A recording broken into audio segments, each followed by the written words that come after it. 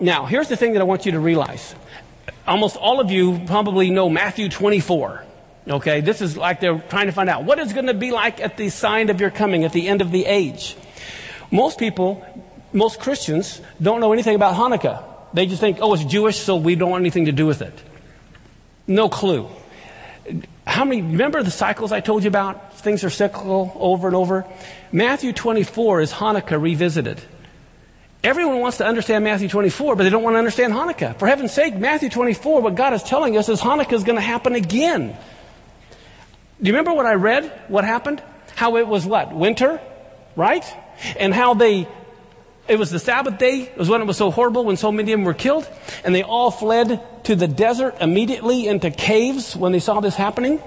Well, with Matthew 24:15, remember I told you about the abomination of desolation, which is all about Hanukkah, and how Josephus said this was the fulfillment of it. If you don't understand your Hebrew roots, you don't see Matthew 24 is Hanukkah is going to happen again. Look at this.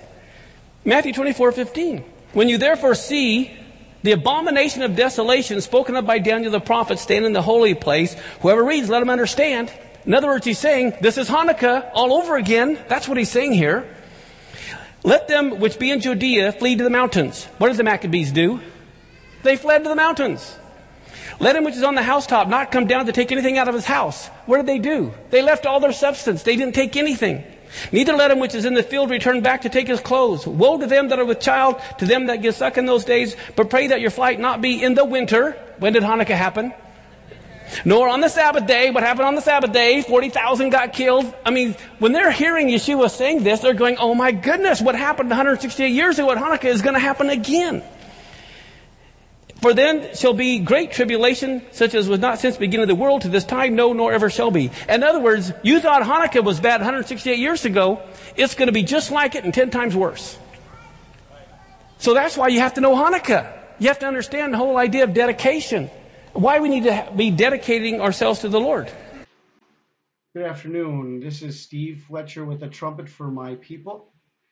And now that we have listened to a few minutes of Messianic Rabbi Mark Biltz and the importance of Hanukkah in the scriptures in connection with winter and the beginning of the Great Tribulation and the abomination of desolation, I want to share with you the reasons that the Lord has given to me that we should be considering rapture on Hanukkah and the beginning of the Great Tribulation.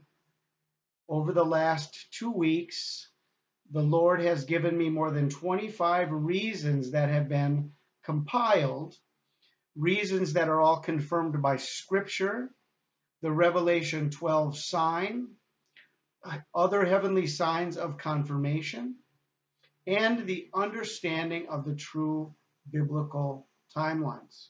So let's get right into these details. First of all, 2017 is the year of Jubilee. This is the year that we have been waiting for, and the year of Jubilee is confirmed going all the way back to 1517, and 10 Jubilees that have been since 1517, especially since 1917 and 1967 as the final 2 Jubilee years of confirmation, leading us to 2017. And so we are in the year of Jubilee, and this is the time that has been marked on the calendar that has given everybody the understanding and the expectation.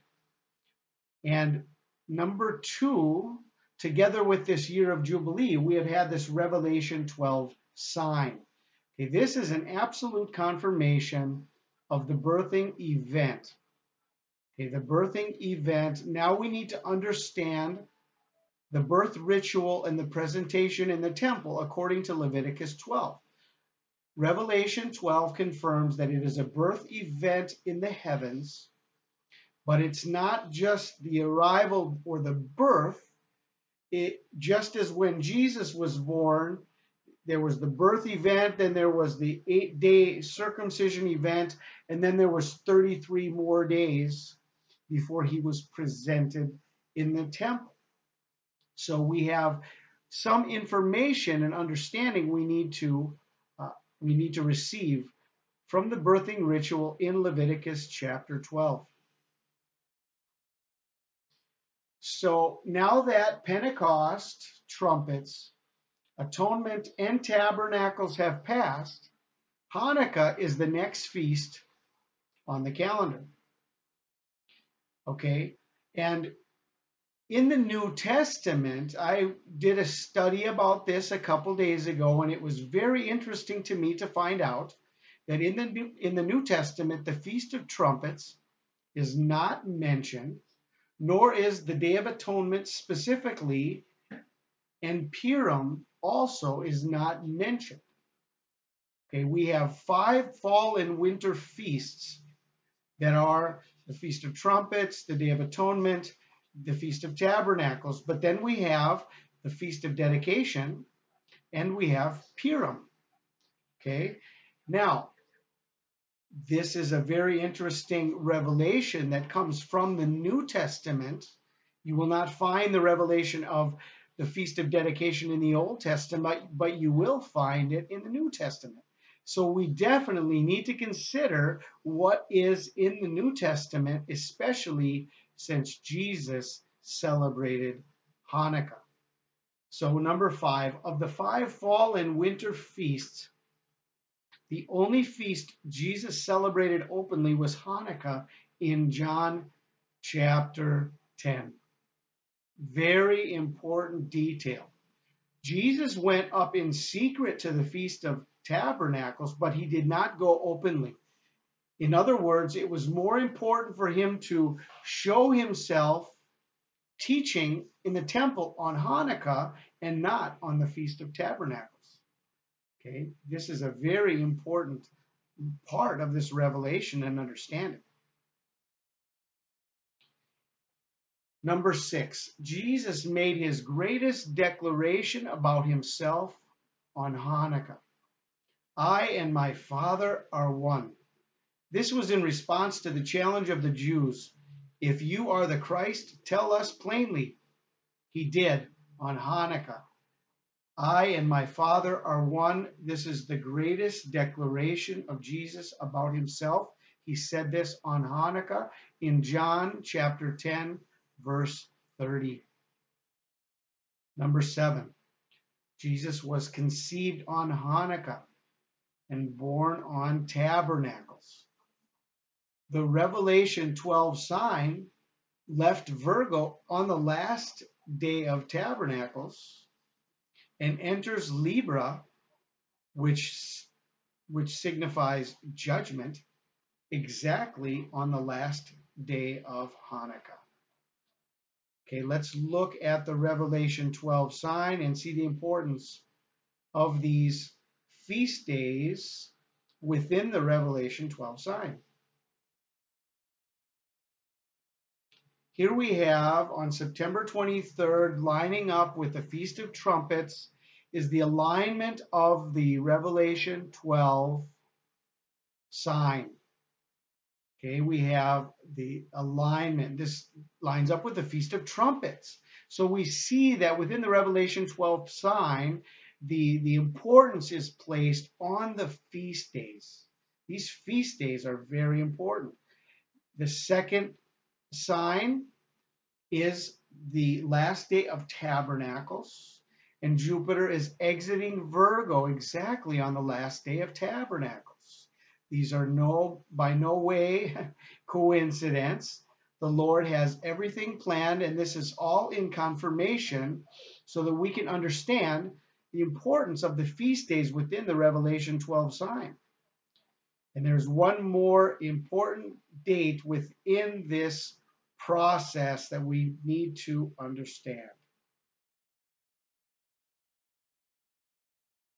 After Jupiter left Virgo exactly on the last day of Tabernacles, it travels 66 days and enters Libra, which signifies judgment, exactly on the last day of Hanukkah. The 21st of December is the winter solstice. It's the last day of Hanukkah, and Jupiter is entering Libra exactly on this day. We see the calendar of Hanukkah for 2017, December 13th through December 21st. Hanukkah is the 8th feast. Tabernacles is the 7th feast. Hanukkah is the 8th feast.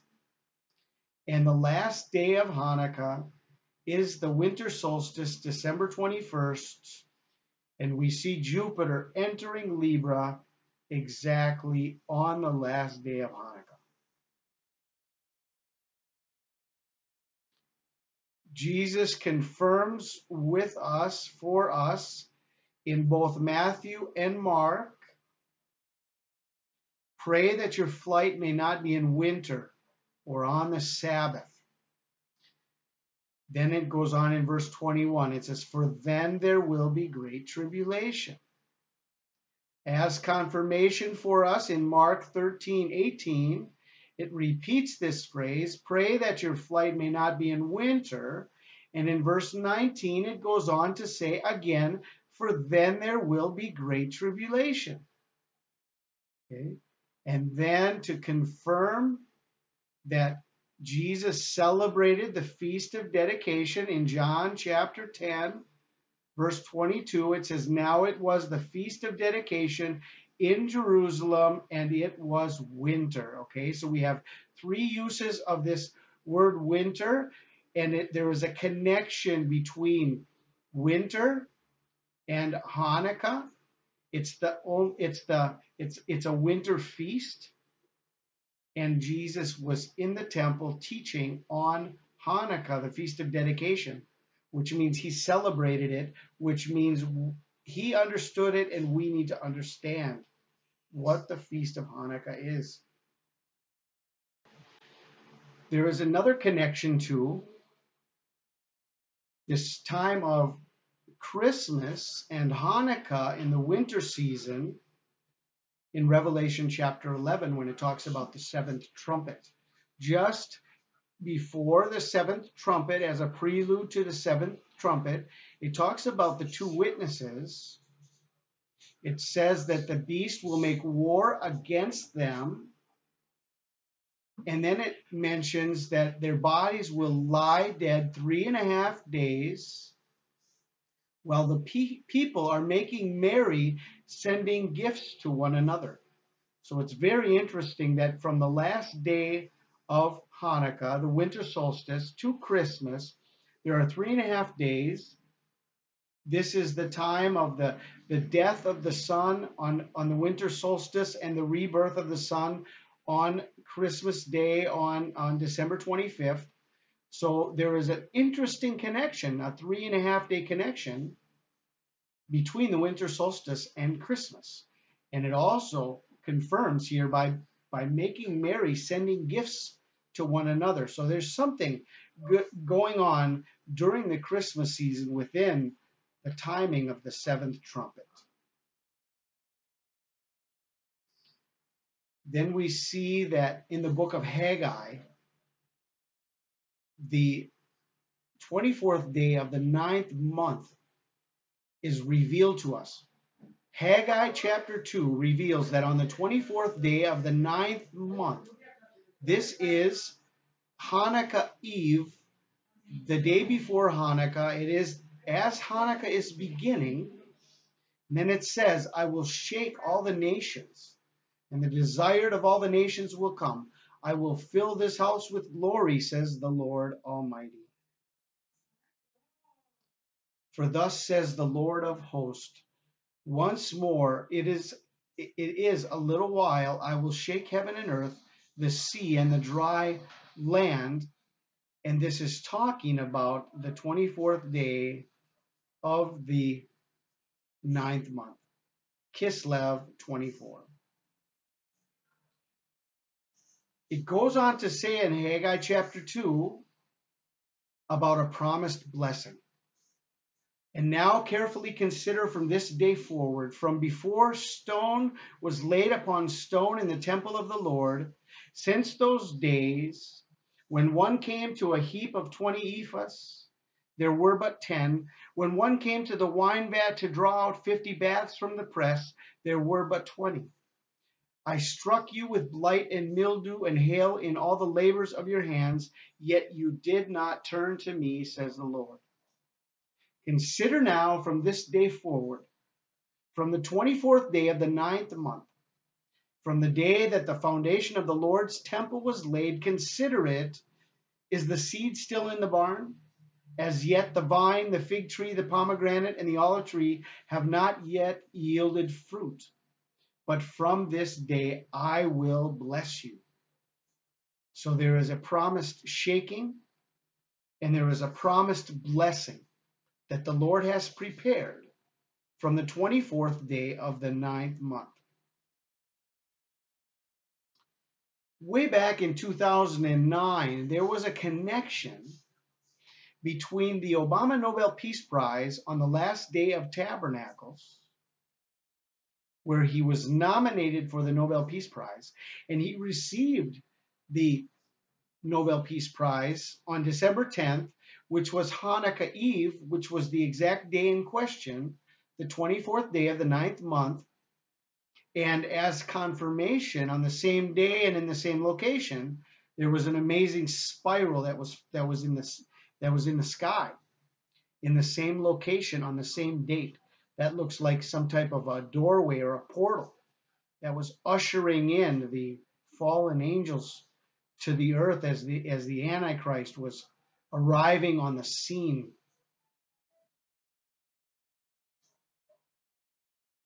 And it goes on to say in Leviticus chapter 12, there is a birthing ritual, just as Jesus fulfilled the 40 days of the birthing ritual for the male child. The Antichrist will fulfill the 80 days that connects to the female child, and the number of the Antichrist is within the birthing ritual. Verse 5 says, "But if she bears a female child, she shall be unclean 2 weeks, as in her customary impurity, and she shall continue in the blood of her purification 66 days." So we see the birthing ritual for male and female, Leviticus 12, 1 through 5. Jesus Christ fulfilled the birthing ritual for the male, born on the first day of Tabernacles and circumcised on the 8th day. The Antichrist, within the Revelation 12 sign, all the signs were pointing to the Day of Atonement. The Revelation 12 sign was even a 7-day warning to the Day of Atonement. There was a 40-day warning from the August 21st eclipse. There was a 21-day Daniel warning from the September 9th birth event where Jupiter was leaving the womb on September 9th. And then the alignment on September 23rd was a 7-day Noah warning to the Day of Atonement. What the Lord has shown to me is that the Day of Atonement was the birth event, the birth day. We add 14 days to that, and this is our conjunction between the 8th day of Jesus Christ and the 14th day of the Antichrist. And then we add 66 days from the last day of Tabernacles, and we come to Hanukkah. This brings us to Hanukkah, and the last day of Hanukkah is the winter solstice, December 21st. There are 9 feasts within the Bible. There were 7 feasts originally given by the Lord. PURIM was added in the time of Esther, and Hanukkah was added at the time of the Maccabees. But I want to bring to your attention that in the New Testament, the only feast that Jesus celebrated openly of the 5 fall and winter feasts was the Feast of Dedication, the Feast of Hanukkah in John chapter 10. Search that out. Search it out for yourself. Did Jesus ever celebrate the Feast of Trumpets? Did he celebrate the Day of Atonement? Did he celebrate tabernacles openly? He went up to tabernacles, but he did so in secret. And Purim is not mentioned at all in the New Testament, but Jesus celebrated openly the Feast of Hanukkah. Very important detail. Hanukkah is the 8th feast with 8 days. Sounds like a mystery to me. Paul told us that he would show us a mystery. 1 Corinthians 15:51. Behold, I tell you a mystery. We shall not all sleep, but we shall all be changed. 22. The last day of Hanukkah is the start of the 10th month. The last trump at the new moon. 1 Corinthians 15:52. In a moment, in the twinkling of an eye, at the last trumpet, for the trumpet will sound, and the dead will be raised incorruptible, and we shall be changed. Numbers 10:10. Also in the day of your gladness, in your appointed feasts, at the beginning of your months, you shall blow the trumpets over your burnt offerings and over the sacrifices of your peace offerings, and they shall be a memorial for you before your God. I am the Lord your God. Okay, now we have our timelines from the book of Daniel. Daniel 9:24 and 25 says that there are 70 weeks determined from the going forth of the command to restore and build Jerusalem. So we have an order that was given in 1947, the order to restore Jerusalem, which was the Palestinian partition plan. And then it says from there, 70 weeks are determined. And it goes on to say in Daniel chapter 10, then he said to me, do not fear, Daniel, for from the first day that you set your heart to understand, to humble yourself before your God, your words were heard. And I have come because of your words, but the prince of the kingdom of Persia withstood me 21 days. And behold, Michael, one of the chief princes, came to help me, for I had been left alone there with the kings of Persia. Now I have come to make you understand what will happen to your people in the latter days, for the vision refers to many days yet to come. So here we have a 21-day delay, 70 years plus a 21-day delay. Confirming this, it says this will be what will happen to your people in the latter days. The vision refers to many days yet to come. So this is an end time revelation that we need to receive. So here we have Daniel's timeline in a very neat shell, in a nutshell, from November 29th, 1947. The Palestinian partition plan, we have 70 years, bringing us to November 29th, 2017. Then we have a 21-day delay, and this brings us to December 20th, 2017. The last day of Hanukkah is December 20th to the 21st. The book of Acts says that God commands all men everywhere to repent because he has appointed a day on which he will judge the world in righteousness. God has appointed a day. Very interesting wording. And maybe the Lord will give us the understanding what day that is. Just as it says in Amos 3:7, the Lord will do nothing unless he reveals his secrets to his servants, the prophets. Is this the appointed day that the Lord has planned to judge the world in righteousness as Jupiter enters the scales of justice, the scales of Libra, meaning judgment. Is this the appointed day? Then we have the connection from the last day of Tabernacles to Hanukkah Eve. Very interesting detail that the award that was given to Barack Obama was given to him on Hanukkah Eve, the 24th day of the 9th month. Just as it says in Haggai chapter 2, on the 24th day of the 9th month, then it says, I will shake the heaven and the earth, the sea and the dry land. I will shake all the nations. They shall come to the desire of all nations, and I will fill this temple with glory. And he goes on to say that from this day I will bless you. So it's very interesting that the Obama Nobel Peace Prize was finally awarded on this day that in Haggai 2 is a dual promise. There is a prophesied shaking that will come on the 24th day of the 9th month, and there is a promised blessing that will also come on the 24th day of the 9th month.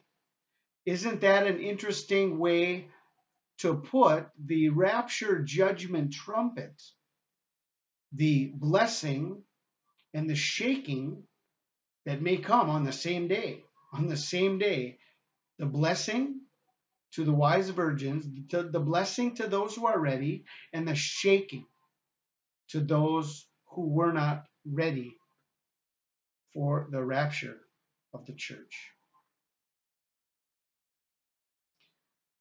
So this is another interesting detail here that we have. From October 9th, 2009,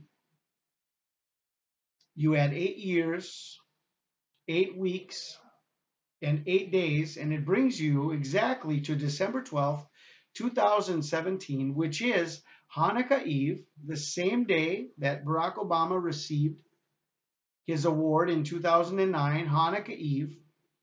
And did you know that December 12th, 2017 is Christmas on the Julian calendar?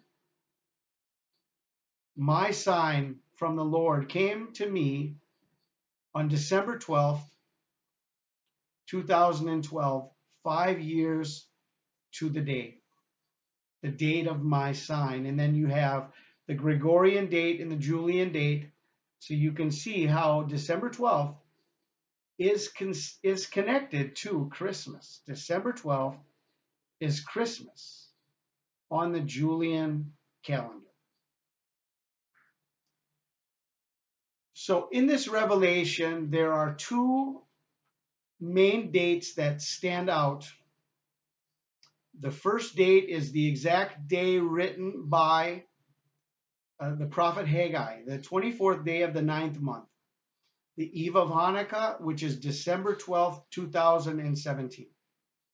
The other date that stands out in this revelation is the 21st of December. Many of you will remember that from 2012. That was the date that was established for the end of the world, December 21st, 2012. Well, in 2017, that is the last day of Hanukkah, which could refer to Sabbath and winter, just as Jesus said in Matthew 24, let your flight not be in Sabbath or in winter, for then there will be great tribulation. And this coincides with the last day of Hanukkah. So this is the information that the Lord has given to me. And we heard at the beginning of this video, Understanding by a Messianic Rabbi, Mark Biltz. Now I want to share with you a clip from another Messianic Rabbi, Jonathan Cahn, and what he has to say about the importance of Hanukkah. Because if we're going to understand Hanukkah, we need to understand it from the perspective of a messianic rabbi. And two of the best messianic rabbi teachers are Mark Biltz and Jonathan Cahn. I want to share this clip with you, and you can glean understanding from them and see if what I am sharing is valid as far as a biblical revelation goes.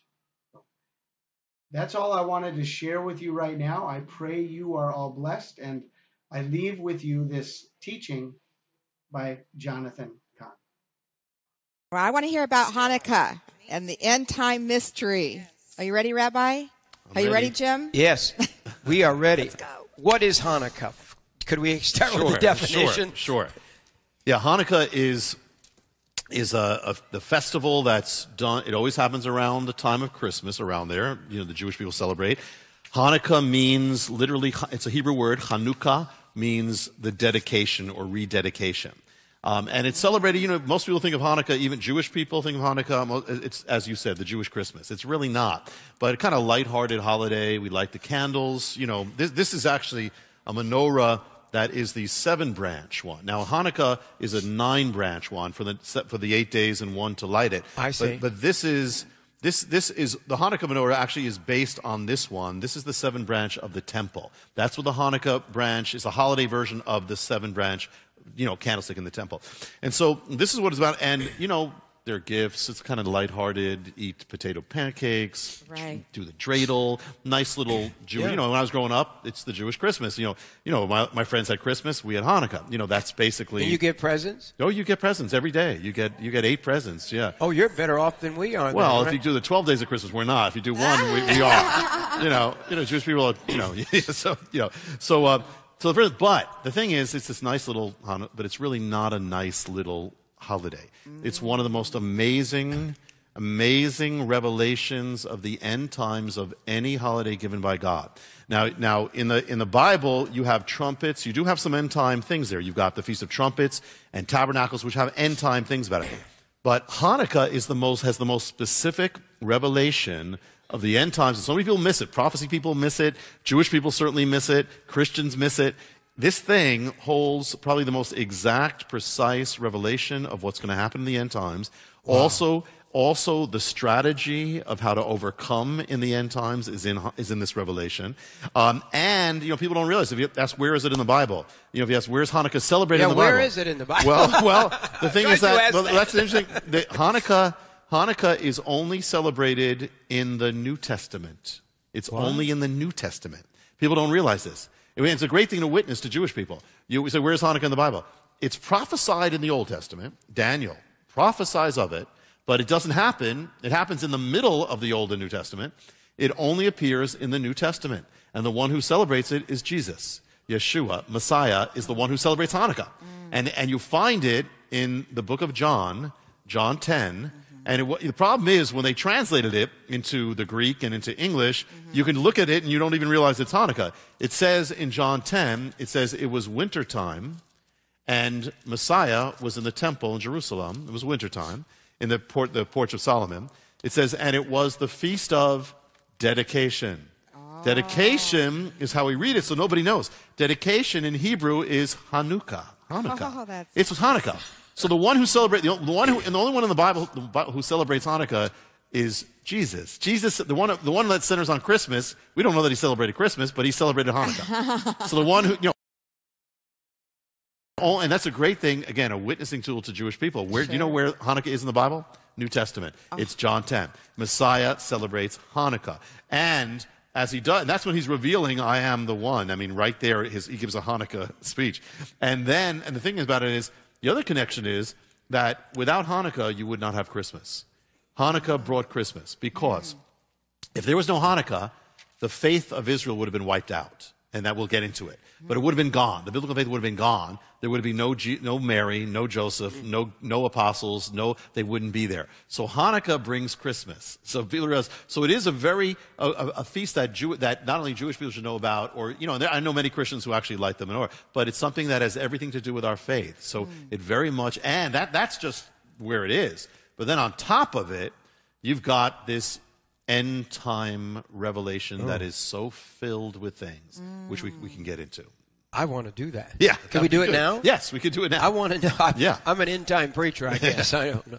Well, the first clue about Hanukkah, and we'll get it. In order to understand it, you need to know the story of it. But before that, to even say this, for instance, the history of Hanukkah, the record is not the Bible proper. It's in the book of Maccabees. That they record it. But it is history. It's real, and God was in it. God was doing this. Because again, if he didn't do it, you'd have no Messiah coming. Right. So God was in Hanukkah. And so it's recorded in the book of Maccabees. That's history. It's not the Bible. We can use it as history. And so what it says is, it speaks about what they did. It speaks about it talks about this man called Antiochus, who was this king we're going to get into, but this has everything to do with the end times. And it speaks about something that the book of Daniel prophesies of it. So the book of Daniel says, you read the end of Daniel, it says, he speaks about Antiochus. He speaks about the events of Hanukkah. And he speaks about and what he says is, he says, what Antiochus did is he desecrated the temple. Sound familiar? He desecrated the temple, and he caused the sacrifices to cease. And says, for how long is this going to be? And the answer given in Daniel, in the original version, it says, it will be for a time, times, and half a time.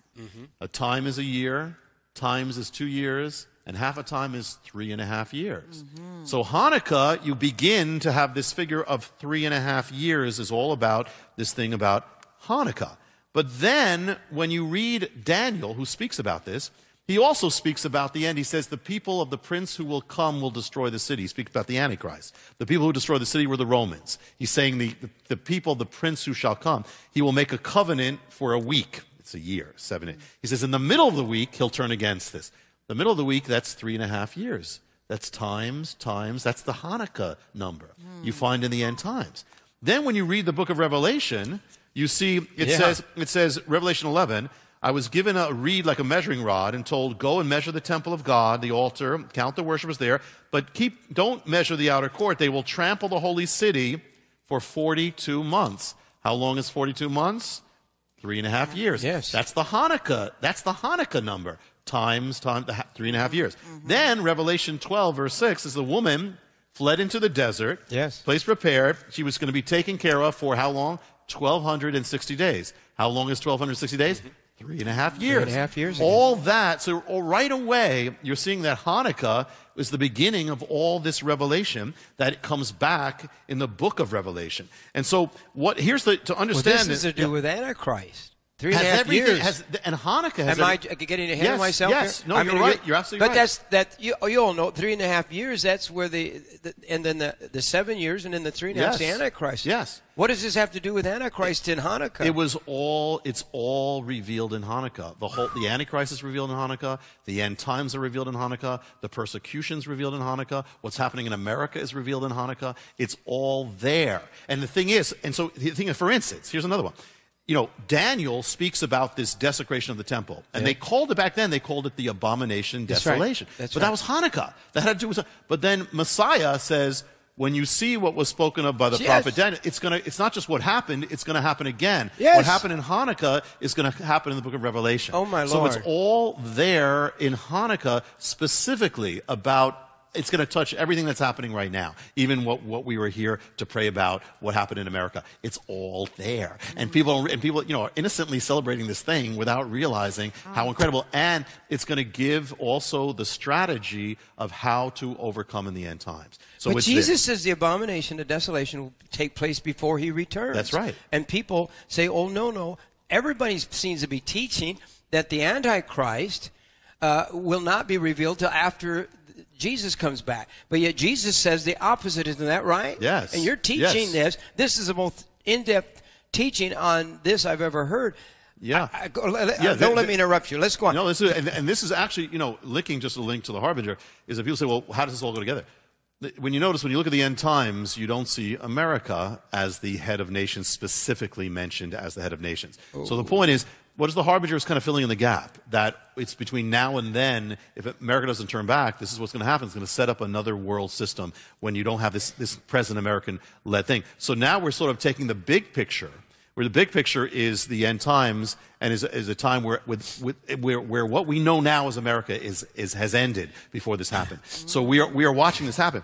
And to understand this, Jim, and to understand Hanukkah, to understand where this is going to open up everything. And by the way, there's probably tons of stuff that I haven't seen, but that are there. Oh, so it's all there. Amazing. And so the first thing is, we got to know the story of Hanukkah in order to understand it. This is the blueprint. Just like with a harbinger, you have a blueprint of what's going to, of ancient Israel, and you have America, you have a blueprint of the end times. So what happens?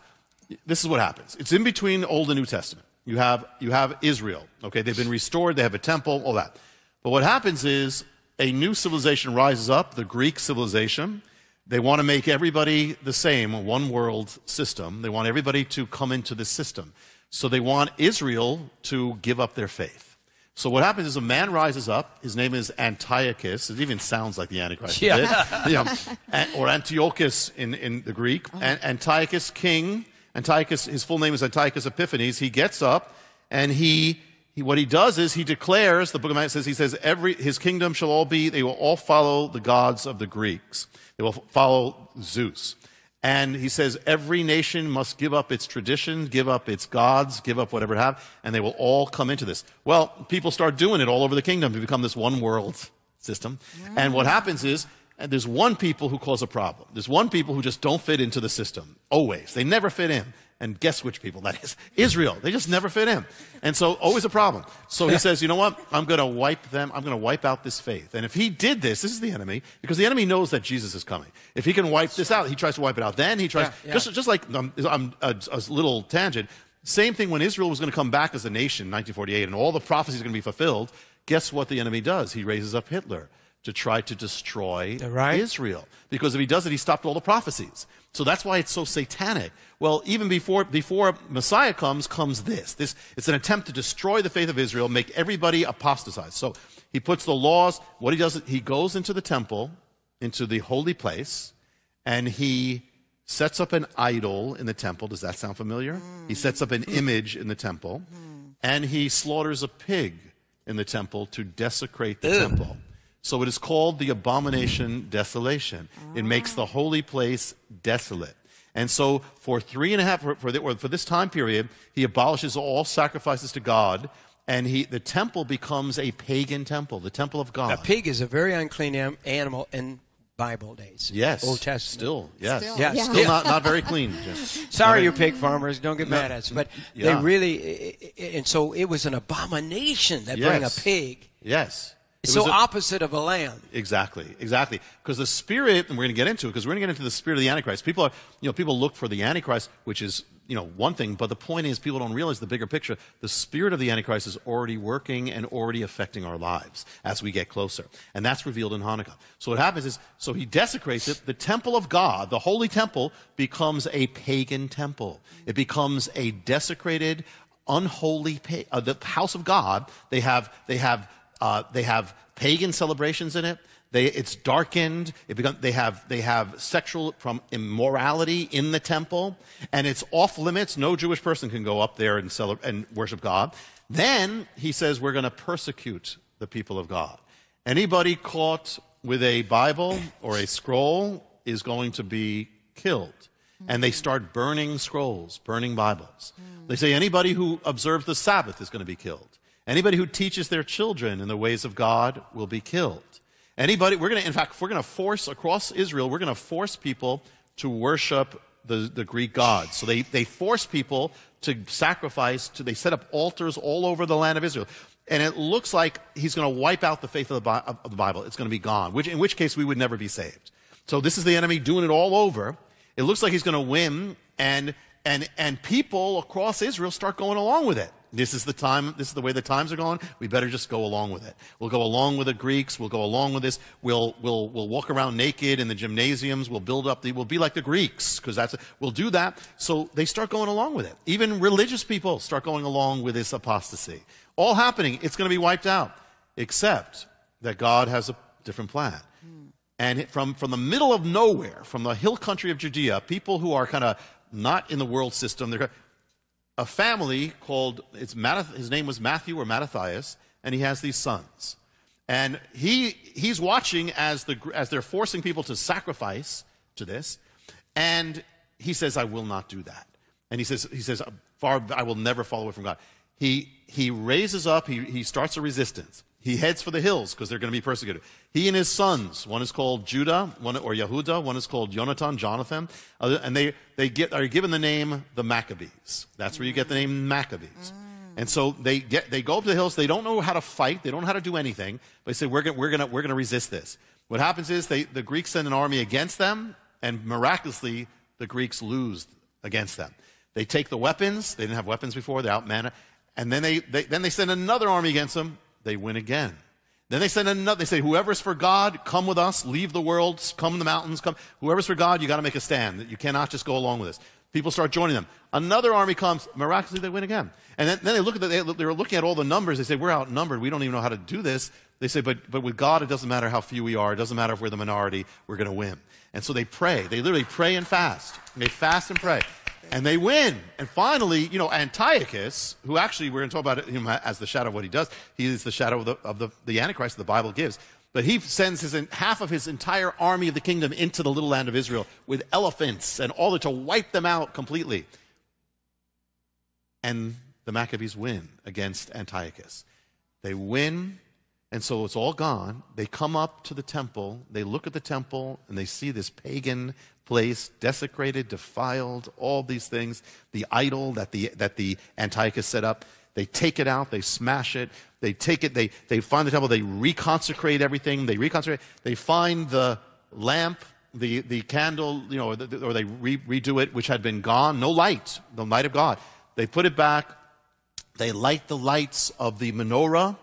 And there is a story later by the rabbis that there was a miracle of oil. That's legend. Okay, but what they did is they light it and they celebrate. They dedicate the temple by lighting the menorah, the light of God, and this becomes the lights of the Hanukkah. Hanukkah is the rededication of the temple. So here they rededicate it, victory. They cleanse themselves. Everybody repents and cleanses themselves. The temple is back. And Israel becomes a nation again unto God, and Messiah comes. Now that is Hanukkah. Now Hanukkah. Now, woo, isn't that a good? Wow. We would not. Again, none of us here would be saved. Which is Christmas, too. Christmas is coming. And it would never happen if this didn't happen. So God was in this. And the thing is that, and to this day, so Jewish people are lighting the lights of the menorah. Yes. But most Jewish people don't even realize why they're doing it. They're celebrating a temple that doesn't exist. There hasn't been a temple for 2,000 years, except it says that we are the temple, which, by the way, Hanukkah has a message to us, too. And so, as far as the end times. So that is the blueprint. This is the blueprint of the end time revelation. And from this, you're going to see, already, as I'm talking, I could see your things are clicking because it's going to have it's going to tell us all sorts of things about what is happening, what will happen, and how to resist. And so that's where we can go now. We want to open it up. But this is something where people would have no idea as they celebrate this and I got a gift, I got this. I have no idea how deep this thing is.